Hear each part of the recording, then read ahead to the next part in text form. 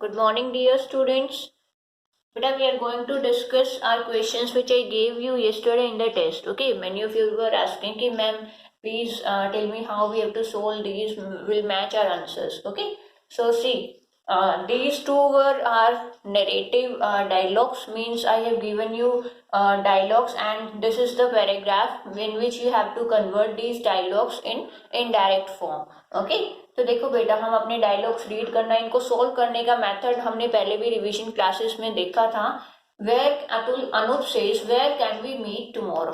Okay, कि अनूप अतुल को कहता है कि where can we meet tomorrow. अब आप पीछे देखो बेटा, question mark is there and of course where he is asking a question to Atul. तो ये हमारा इंटेरोगेटिव सेंटेंस है. इंटेरोगेटिव के रूल्स आपको पता ही हैं कि of course it is not a yes or no question, है ना. इसका आपको आंसर यस या नो में नहीं मिलेगा. इसका आपको एक डिटेल आंसर मिलेगा कि जहां पर अनूप बताएगा कि हम कहाँ मिल सकते हैं, उस जगह का नाम बताएगा. ओके, तो यहाँ पर हमारा कोई भी कंजक्शन यूज नहीं होगा. अनूप आस्क्ड अतुल, हम डायरेक्टली क्या लिखेंगे, वेयर. कोई भी कंजक्शन डेट भी नहीं आएगा. If whether nothing we will use, हम सीधा वेयर लिखेंगे. कैन वी मीट टुमारो का मैंने आपको मेथड बता रखा है कि you will first convert it into simple sentence. क्या बन जाएगा, we can meet tomorrow. Okay, we can meet tomorrow का बना लिया. अब आप इसके प्रपोजिशंस एंड टेंसेस में चेंजेस करोगे. कैसे चेंजेस करोगे, we is your first person. Okay, and we is used for both of them, Anup and Atul.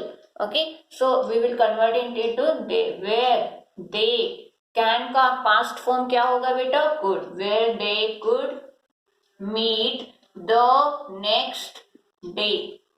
Okay, so क्या बना फर्स्ट सेंटेंस हमारा, Anup asked Atul where they could meet the next day. I think it's clear. Second पे चलते हैं. Atul replied. अब Atul says I may not be able to meet you tomorrow. Okay, Atul क्या कहता है कि I may not be able to meet you tomorrow. It's a simple sentence. Okay, simple sentence है तो ऑब्वियसली कंजक्शन आएगा. क्या कंजक्शन आएगा, दैट. Replied that. इतना काम हो गया है.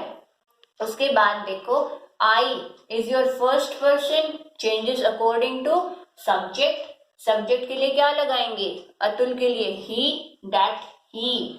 मे का क्या हो जाएगा, माइट. इसकी past form, he might not be able to meet him the next day. Okay, this is also easy.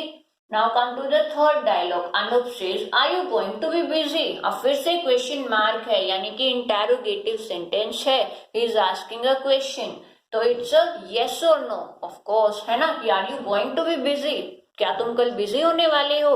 तो वो यस या नो में ही हमें आंसर बताएगा. तो यहाँ पर हम कंजक्शन यूज कर सकते हैं इफ या फिर वेदर में से. Okay, so Anup asked if. अब इसको सिंपल सेंटेंस में कन्वर्ट करो. Are you going to be busy, क्या बन जाएगा, you are going to be busy. Subject पहले, हेल्पिंग वर्ब बाद में, सिंपल सेंटेंस में. ओके, तो देखो, you are going to be busy, convert करो इसको. यू प्रोनाउंस को कन्वर्ट करो. यू सेकेंड पर्सन किसके अकॉर्डिंग, ऑब्जेक्ट के अकॉर्डिंग. तो ऑब्जेक्ट क्या होगी, अतुल. अतुल के लिए क्या आएगा, if he was.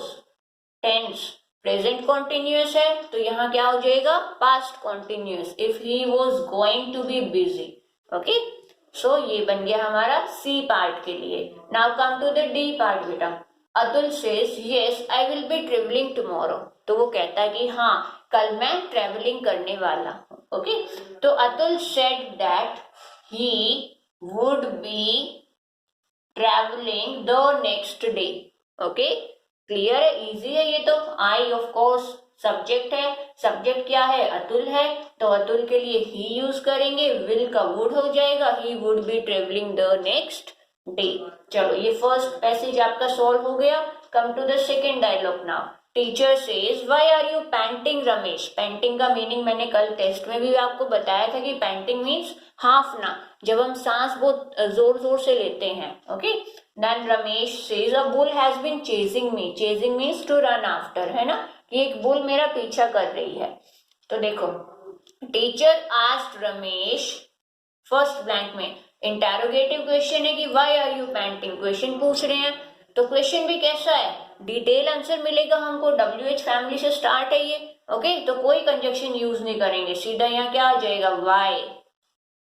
Simple sentence में बनाओ इसको, आर यू पेंटिंग को, you are painting, you second person है, किसके अकॉर्डिंग चेंज होगा, ऑब्जेक्ट के अकॉर्डिंग, ऑब्जेक्ट क्या है, Ramesh, okay. Why he was painting, बन गया। फिर सेकंड पे आ जाओ, Ramesh replied that, simple sentence है, that a bull had been chasing him, मी objective case, him, okay. Ramesh के अकॉर्डिंग जब चेंज करोगे तो क्या आ जाएगा, हिम। सेंटेंस कौन सा था, present perfect will get converted into past perfect, a bull had been chasing him. The teacher inquired, क्या इंक्वायर करती हैं, how did it happen, interrogative sentence है, और हाउ WH फैमिली से स्टार्ट है, यानी कि डिटेल आंसर मिलेगा, तो कोई कंजक्शन नहीं, हाउ का हाउ लिखोगे, okay. Did it happen, convert करो, which tense it is, simple past, gets converted into past perfect, क्या बनेगा, how it had happened, it had happened, okay. Last sentence पे आ जाओ, रमेश रिप्लाई करता है, I threw a big stone at it, Ramesh told that he had thrown a big stone at that, okay. तो ये बन गया आपका, सारे ब्लैंक्स ऐसे आप फिल करोगे नरेशन यूज करके, ओके। यही सेम एक्सरसाइज हम कुछ दिन के लिए, कल के लिए भी बेटा कंटिन्यू रखेंगे। आज मैं आपको कुछ क्वेश्चंस और भेज रही हूँ, इन पे प्रैक्टिस करने की आपको अभी और जरूरत है मुझे लगता है।